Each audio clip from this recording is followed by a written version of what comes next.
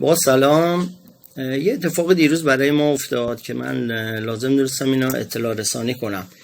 ما دیروز داشتیم به جایی میرفتیم تو ماشین، چند نفر بودیم، یه پیامکی برای یکی از دوستای ما اومد با این مضمون.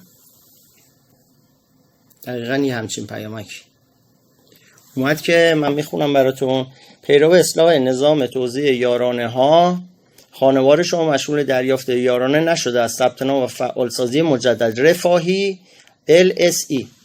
این دوست ما از همه جا بیخبر شروع کرد اینو زدن و ثبت نام کردن و شماره کارت و اینا همه چی شد داد و ما اصلا نمیدونستیم که چه اتفاقی داره میفته.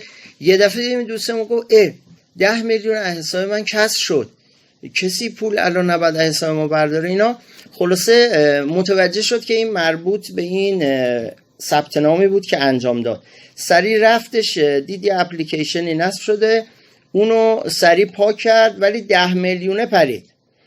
همون موقع دوباره یه خرید شد از دیجیکالا 16 میلیون 800. یعنی طرف همینجوری داشت از حسابش پول خارج میکرد، چون 10 میلیون بیشتر نمیتونست بانکی جابجا کنه، داشت خرید میکرد.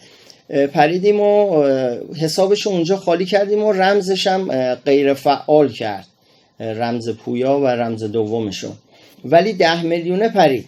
یه اتفاق دیگه هم که افتاد، از شماره این دوست ما یه دفعه به 100 تا شماره که توی کنتکتش هم نبودن همون SMS رفت به 100 تا شماره به صورت رندومی، مثلا 912 680 22 31 32 33 همینجوری رندومی به یه چیز حدود 100 نفر رفت. اون پیامکی هم که اومده بود از یه شماره همینجوری اومده بود، شماره مال یه شخص بود که دیگه امروز دوست ما بنده خدا رفت آگاهی و پلیس فتح و اینا مراحل شکایتش انجام داد، ولی 10 میلیونه از حسابش پرید و اون 16 و 800 هم تو لحظه آخر اون اپلیکیشن رو دیلیتش کرد.